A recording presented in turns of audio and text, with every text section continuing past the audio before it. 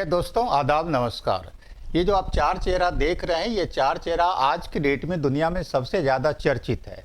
और चर्चित होने का वजह है, जैसा कि हम लोग जानते हैं कि ईरान का इजराइल और अमेरिका के साथ युद्ध चल रहा है।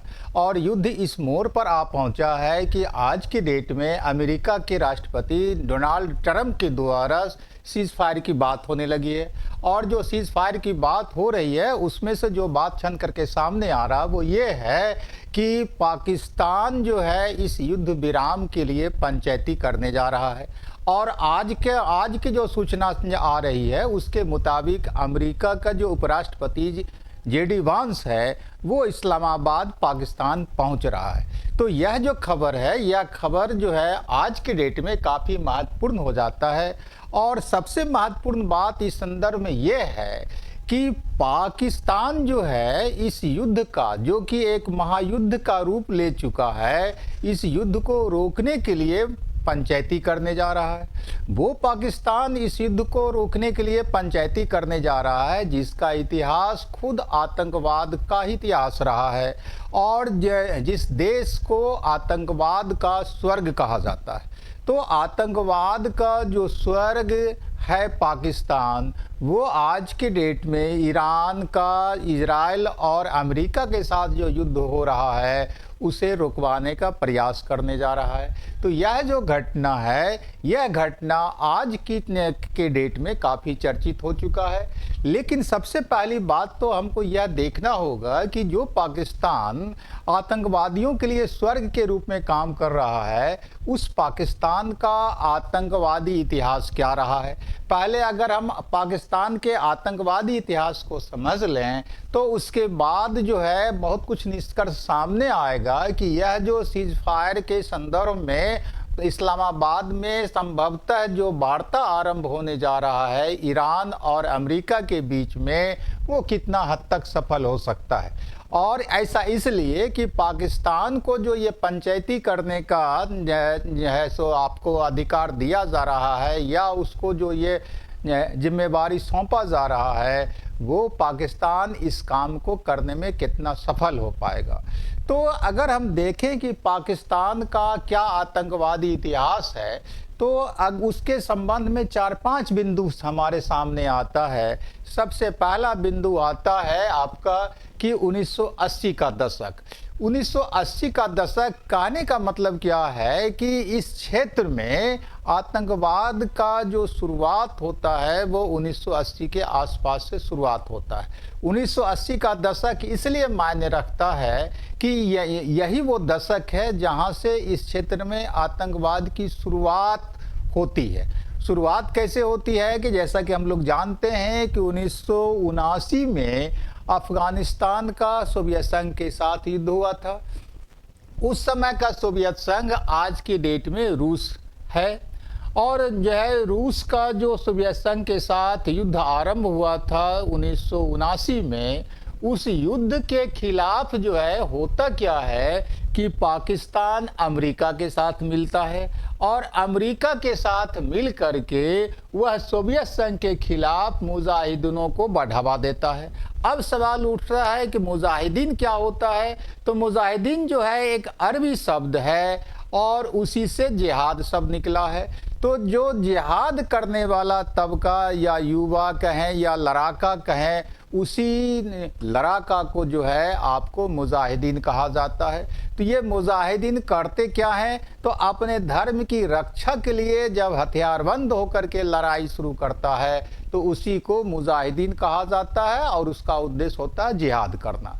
तो ये जो है आपको जिहादियों को जो ये अमेरिका के साथ मिल करके बढ़ावा देना शुरू किया, उसका नतीजा क्या होता है कि इस इलाके में चरमपंथ और जो है जिहादी संस्कृति को बढ़ावा मिलता है। तो जिहादी संस्कृति को आप उसको दूसरे संदर्भ में लें तो इसके चलते इस क्षेत्र में जो है आपको क्लासिनोव संस्कृति का जो है पैदाइश होता है। क्लासिनोव संस्कृति क्या है, तो सोवियत संघ का मतलब आज के रूस का एक पहले इंजीनियर हुआ करता था मिखाइल क्लासिनोव, उसी ने AK-47 नामक राइफल का आविष्कार किया था। तो उसी के नाम पर जो है ये क्लासिनोव संस्कृति आता है। आज के डेट में क्लासिनोव संस्कृति का मतलब होता है हिंसक प्रवृत्ति। क्योंकि ये जो जिहादी लोग हैं ये हथियारबंद हो करके लॉ एंड ऑर्डर को धता बता करके जो है सो लड़ाई लड़ता है, इसीलिए इसको क्लासिनोव संस्कृति भी कहा जाता है। अब क्या होता है, दूसरा पॉइंट देखें तो राज्य प्रायोजित आतंकवाद को भी बढ़ावा देता है अमेरिका। होता क्या है कि अमेरिका की एक जासूसी पाकिस्तान की एक जासूसी संस्था है जिसका नाम है ISI। इसका पूरा नाम है इंटर सर्विसेज इंटेलिजेंस, जिसकी स्थापना भारत का विभाजन होने के बाद पाकिस्तान ने 1948 में किया था। तो ये जो खुफिया एजेंसी पाकिस्तान की है, यह जो है पाकिस्तान और उसके आसपास के क्षेत्रों में विभिन्न आतंकवादी समूहों को, ग्रुपों को मदद देना शुरू किया, जिसमें से प्रमुख नाम जो आता है वो लश्कर तैयबा का आता है, जैश मोहम्मद का नाम आता है, उसके बाद तालिबान का नाम आता है और हिजबुल मुजाहिदीन का नाम आता है। तो ऐसे आतंकवादी ग्रुपों को पाकिस्तान का जो खुफिया एजेंसी ISI है उसने जैसे मदद करना शुरू किया, बढ़ावा देना शुरू किया। और बढ़ावा कैसे दिया, तो उसे सैन्य सहायता भी दिया, सैन्य ट्रेनिंग भी दिया और वित्तीय मदद भी दिया। मतलब क्या कि सैनिक के रूप में कैसे उसको काम करना है, इसके लिए उसने उसे ट्रेनिंग भी दिया और उसको जो है सो धन भी उपलब्ध कराया। तो इस तरह से पाकिस्तान ने अपने देश में और आसपास के क्षेत्रों में जो है राज्य के द्वारा सहायता पहुंचाना शुरू किया आतंकवादी समूहों को। उसके बाद तीसरा अगर पॉइंट देखें पाकिस्तान के आतंकवादी इतिहास के बारे में, कि कश्मीर केंद्रित जो है आपको आतंकवाद को बढ़ावा देना शुरू करता है पाकिस्तान। वह क्या होता है, कब देना शुरू करता है, कि जैसा कि हमने देखा कि 1980 के आसपास से इस क्षेत्र में आतंकवादी ग्रुपों का जो है सो पैदाइश शुरू होता है। और जब ये आतंकवादी थोड़ा सा जो है सो आपको अच्छी स्थिति में आ जाता है, या कहें कि काफ़ी ट्रेंड हो जाता है, धन उसके पास कुछ आ जाता है, तब क्या होता है कि 1989-90 का जब समय आता है, तो हम जैसा कि पहले से जानते हैं कि कश्मीर के मुद्दे को लेकर के भारत और पाकिस्तान के साथ शुरुआत से ही जो आपको विवाद चला आ रहा है, तनाव चला आ रहा है। तो उसी कश्मीर के मुद्दे पर 1989-90 आते आते पाकिस्तान ने इन आतंकवादी समूहों को जो है आपको जो है सो सहायता देना शुरू कर किया। और सहायता जो है सो देना कैसे शुरू किया, कि कश्मीर में अस्थिरता पैदा हो सके, इसके लिए उसने जो है इन आतंकवादी समूहों को आपको सहायता देना शुरू किया और कश्मीर में इन आतंकवादी समूहों को भेजना शुरू कर दिया। और उसी का नतीजा क्या देखते हैं चौथे पॉइंट में, कि जो है सो भारत केंद्रित हमला इन आतंकवादी समूहों के द्वारा शुरू होता है। और अगर देखें तो 5-6 ऐसा आतंकवादी हमला भारत पर होता है जो कि काफ़ी महत्वपूर्ण रखता है। सबसे पहला अगर हम जो है सो महत्वपूर्ण ये जो है सो इन पाकिस्तानियों के द्वारा जो समर्थित आपको आतंकवादी हमला होता है, वह होता है वर्ष 2001 में। वर्ष 2001 में हम जानते हैं कि भारतीय संसद पर जो है हमला किया था इन आतंकवादियों ने।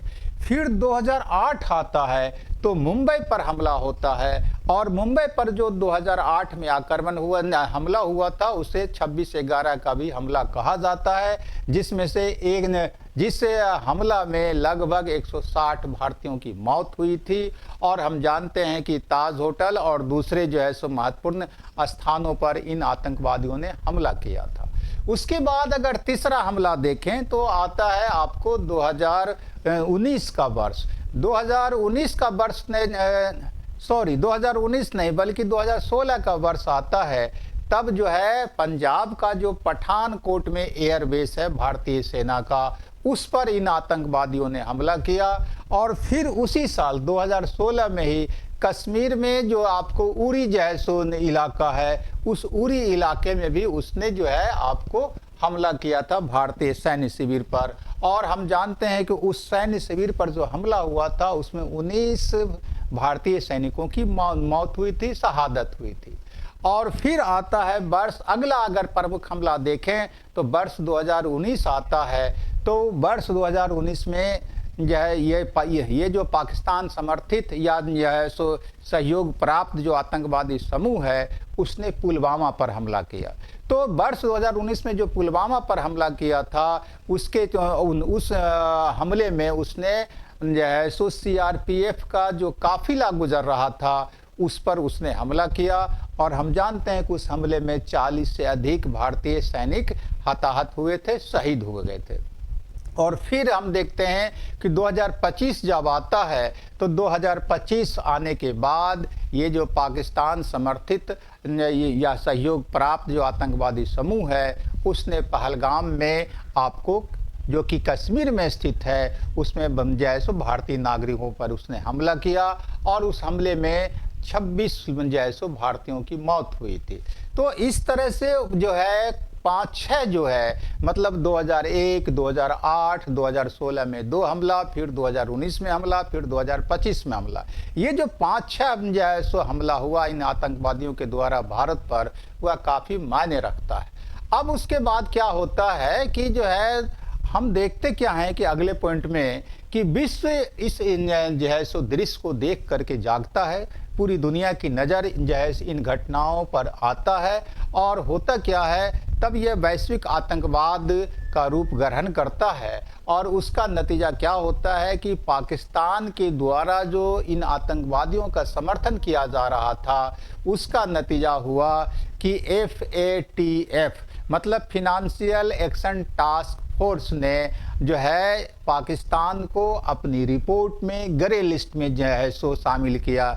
ग्रे लिस्ट में शामिल करने का मतलब कि पाकिस्तान के द्वारा जो इन आतंकवादियों को विभिन्न तरीके से मदद पहुंचाया जाता था, उसका उसने निगरानी करना शुरू किया। और नतीजा क्या होता है कि पूरी दुनिया में जो है पाकिस्तान की इस गतिविधि के लिए निंदा होना शुरू हो जाता है। अब उसके बाद फिर हम क्या देखते हैं कि ये सब जो जैसे घटना हो रहा था, उसका उल्टा असर फिर पाकिस्तान पर भी पड़ना शुरू हो जाता है कि कहा जाता है कि जो दूसरे के लिए जो है कुआं खोदता है, वो खुद भी उस कुआं में गिर सकता है। नतीजा क्या देखते हैं कि पाकिस्तान में भी आतंकवाद की शुरुआत हो जाती है। और पाकिस्तान में जो आतंकवाद की शुरुआत होती है, वह वर्ष 2000 से जो उसकी लहर वहाँ चल पड़ती है। और नतीजा क्या होता है कि पाकिस्तान में TTP नामक आतंकवादी संगठन पैदा होता है, जो पाकिस्तान के खिलाफ कार्य करता है। TTP मतलब तहरीक-ए-तालिबान जो है सो ये जो है आपको आतंकवादी संगठन पैदा होता है। फिर एक दूसरा संगठन होता है आपको बलूचिस्तान लिबरेशन फ्रंट। ये जो 2 महत्वपूर्ण आतंकवादी संगठन हैं, यह पाकिस्तान के खिलाफ ही पाकिस्तान में रह करके आतंकवादी कार्रवाई करता है।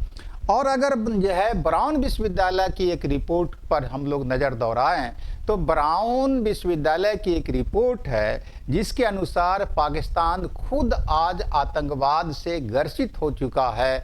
और उसकी रिपोर्ट के मुताबिक आतंकवादी हमले में 23,372 पाकिस्तानी नागरिक मारे जा चुके हैं और 8,832 जो है उसके सुरक्षाकर्मी शहीद जैसे मारे जा चुके हैं। अब ये जो पाकिस्तान में आतंकवादी गतिविधि चल रही है, उसका आरोप पाकिस्तान, भारत और अफगानिस्तान पर लगाता है कि हमारे देश में जो ये आतंकवादी गतिविधि TTP और बलूचिस्तान लिबरेशन फ्रंट के द्वारा चल रहा है, उसका सहयोग और मदद एक तरफ भारत कर रहा है तो दूसरी तरफ अफगानिस्तान कर रहा है। उसके बाद हम लोग क्या देखें कि अगर पाकिस्तान में जो पाकिस्तान के द्वारा जो भारत के खिलाफ आतंकवादी गतिविधि चलाया जा रहा है, तो पाकिस्तान में वो प्रमुख आतंकवादी संगठन कौन कौन है। तो पहला नाम आता है लश्कर-ए-तैयबा का, दूसरा जो नाम आता है वो जैश-ए-मोहम्मद का, तीसरा जो नाम आता है वो हिजबुल मुजाहिदीन का, और चौथा जो नाम आता है वो द रेजिस्टेंस फ्रंट का नाम आता है, जिसको शॉर्ट में TRF कहा जाता है। तो ये जो जैसो आपको चलता है, ये जो घटना होता है, तो इससे हम लोग जो है सो क्या सबक लेते हैं कि शुरुआत में पाकिस्तान ने आतंकवाद को एक हथियार के रूप में उपयोग करना शुरू किया। मतलब पाकिस्तान की नीति जो है सो तैयार हुई कि यह भारत के खिलाफ आतंकवाद को बढ़ावा देना है। लेकिन जो है यही नीति उसके लिए भी खुद आज के डेट में भस्मासुर बन चुका है, और उसका नतीजा हम लोग देख रहे हैं कि पाकिस्तान के लिए खुद आंतरिक सुरक्षा का खतरा पैदा हो गया है, उसकी अर्थव्यवस्था पर बुरा असर पड़ रहा है, और जो है खुद पाकिस्तान की अस्थिरता पर संकट पैदा हो गया है। तो ये सारा जो है उसका आतंकवादी इतिहास है पाकिस्तान का। और ऐसी स्थिति में तब सवाल ये उठता है कि आखिर पाकिस्तान को ये जो ईरान का इजराइल और अमेरिका के साथ युद्ध चल रहा है, उसे रोकने के लिए मध्यस्थ बनाने का कोशिश क्यों किया गया अमेरिका के द्वारा, या कहें कि अमेरिकी जो समूह है उसके द्वारा। तो सबसे पहली बात तो ये है कि पाकिस्तान आतंकवादियों का समर्थक है, स्वर्ग कहा जाता है। और जो पाकिस्तान खुद भारत के खिलाफ बात बात पर परमाणु युद्ध करने की धमकी देता है, दरअसल वह पाकिस्तान कैसे पंचायती करेगा शांति स्थापना के लिए, यह एक महत्वपूर्ण सवाल उठता है। लेकिन अगर कुछ बिंदुओं पर नज़र हम डालें तो उससे पता चलता है कि दरअसल अमेरिका की पसंद इस काम के लिए पाकिस्तान क्यों बना। तो पहला जो पॉइंट नज़र आता है वह यह है कि पाकिस्तान अमेरिका का मित्र है। फिर अमेरिका का मित्र क्या कहें कि पाकिस्तान अमेरिका के गोद में बैठा हुआ है। अमेरिका के इशारे के बिना पाकिस्तान आज के डेट में सांस भी नहीं ले सकता है। तो इसलिए पाकिस्तान से बेहतर ऑप्शन उसके लिए क्या हो सकता था। दूसरा है कि सऊदी अरब का भी मित्र है पाकिस्तान, और हम लोग जानते हैं कि हाल फिलहाल में ही पाकिस्तान ने सऊदी अरब के साथ डिफेंस डील किया है, और उसके बाद ईरान से भी इसका अच्छा संबंध है, और चाइना से भी पाकिस्तान का बहुत बेहतर संबंध है। दूसरा जो पॉइंट नज़र आता है कि पाकिस्तान इजराइल को अब तक मान्यता प्रदान नहीं किया है एक देश के रूप में, इसलिए संभावना ये बनता है कि ईरान की सहानुभूति इस संदर्भ में पाकिस्तान के प्रति हो, या यह कहें कि ईरान कुछ समय के लिए, कुछ देर के लिए पाकिस्तान पर विश्वास कर सकता है कि उसने अब तक इजराइल को एक देश के रूप में मान्यता नहीं दिया है। तीसरा जो पॉइंट नज़र आता है कि जब खामनेई की हत्या अमेरिका ने की, और हम जानते हैं कि खामनेई कौन थे, तो ईरान के सुप्रीम लीडर थे 86 वर्षीय, उसकी हत्या इसी युद्ध के दौरान अमेरिका ने कर दिया। तो उसकी हत्या की निंदा पाकिस्तान ने की और अपने संसद में उन्हें श्रद्धांजलि भी अर्पित किया। तो इससे जो है ईरान की सहानुभूति कहें या विश्वास कहें, वह जो है सो पाकिस्तान प्राप्त कर लेता है। उसके अलावा हम लोग क्या देखते हैं कि पाकिस्तान का जो फील्ड मार्शल है आसिम मुनीर के बारे में कहा जाता है कि यह इसका संबंध ईरान की जो सो एक सैनिक संस्था है, उसको ऐसे कह सकते हैं कि जैसे भारत में सीआरपीएफ है, उसी तरह से ईरान में जो है आईआरजीसी है। आईआरजीसी का मतलब इस्लामिक रिवोल्यूशनरी गार्ड कोर।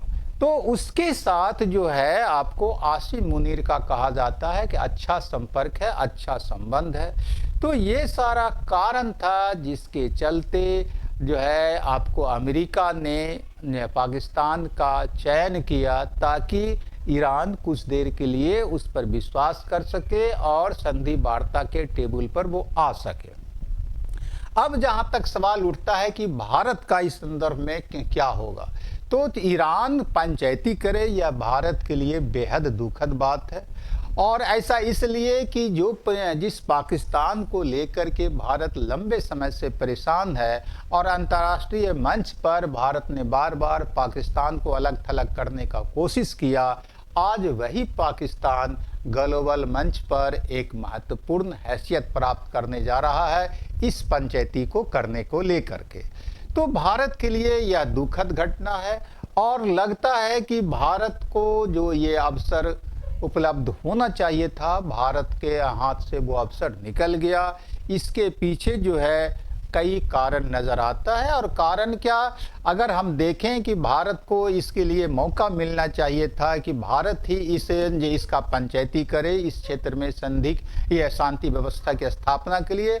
उसके पीछे जो पहला महत्वपूर्ण जो है सो कारण नज़र आता है कि भारत ईरान का भी मित्र है और बहुत ही पुराना मित्र है। ईरान के साथ हमारा ऐतिहासिक और सांस्कृतिक संबंध रहा है और ईरान ने कश्मीर के मुद्दे पर हमारा बार बार अंतर्राष्ट्रीय मंच पर सहयोग किया था।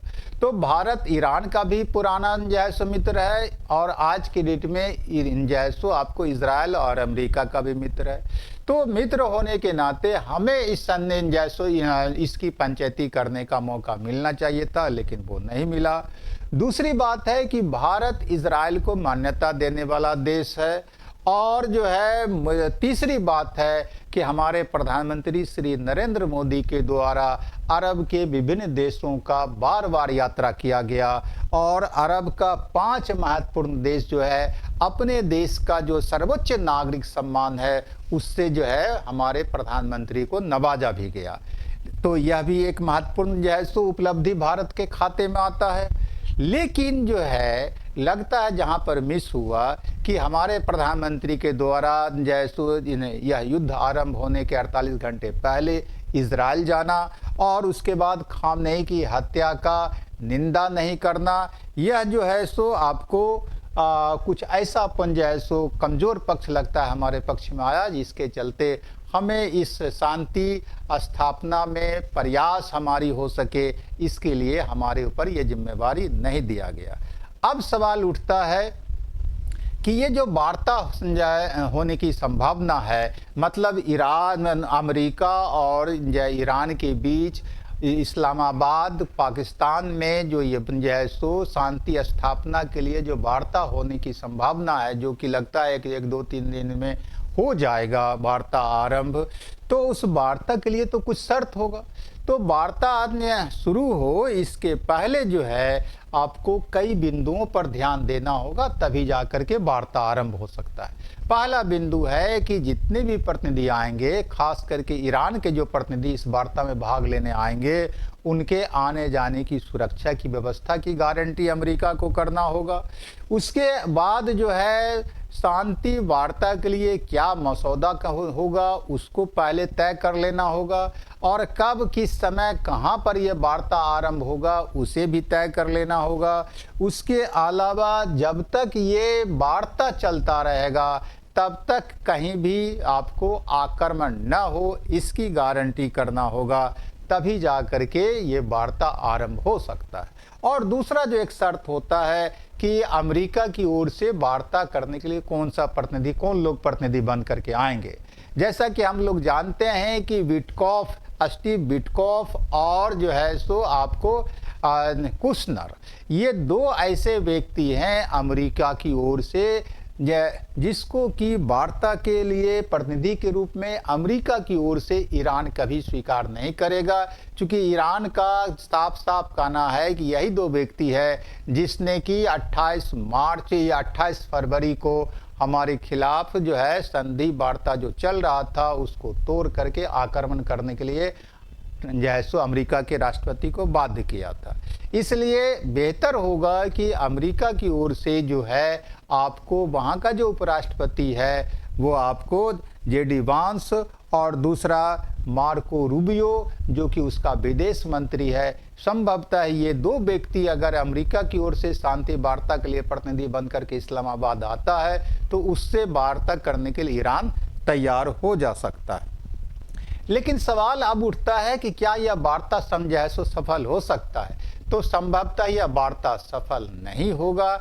ऐसा इसलिए नहीं होगा कि पाकिस्तान अमेरिका के खिलाफ जाकर के बहुत ज़्यादा पंचायती करने की स्थिति में नहीं हो सकता है, इसलिए कि अमेरिका की पाकिस्तान को सांस भी लेना होता है तो वो अमेरिका के इशारे पर सांस लेता है। और दूसरी तरफ ईरान जो है आंख मूंद करके पाकिस्तान की पंचायती पर विश्वास भी नहीं कर सकता है। तो यह इसके चलते लगता है कि शायद संभवतः यह शांति वार्ता सफल नहीं हो सकता है।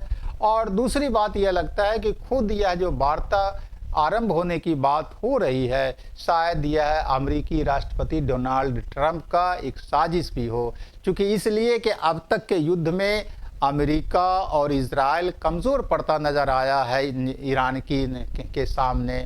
इसलिए संभव है कि वह अपनी नए सिरे से तैयारी करने के लिए, सैन्य तैयारी आरंभ करने के लिए 5 दिन का वो समय चाहता है, ताकि इस दौरान एक नए सिरे से नई रणनीति बना करके वो फिर ईरान के खिलाफ हमला कर सके। और ये वार्ता जब विफल होगा तो अंतर्राष्ट्रीय मंच पर वह चिल्ला चिल्ला करके कहेगा कि ईरान ही शांति के लिए तैयार नहीं है, इसलिए हम लोग बाध्य हो चुके हैं उसके खिलाफ युद्ध जारी रखने के लिए। तो जो भी हो, हम लोग देखेंगे कि जैसा अगर वार्ता आरंभ होता है तो उसका क्या नतीजा उन जैसा निकलता है। वैसे सारी दुनिया जो है चाहती है कि यह युद्ध समाप्त हो, चूँकि पूरी की पूरी दुनिया इस युद्ध से प्रभावित हो रही है। न केवल गल्फ का देश, न केवल ईरान, न केवल इजराइल, न केवल अमेरिका, बल्कि पूरी दुनिया इससे प्रभावित हो रही है। उसमें भी सबसे ज़्यादा आर्थिक मार भारत पर पड़ने जा रहा है। थैंक यू, धन्यवाद।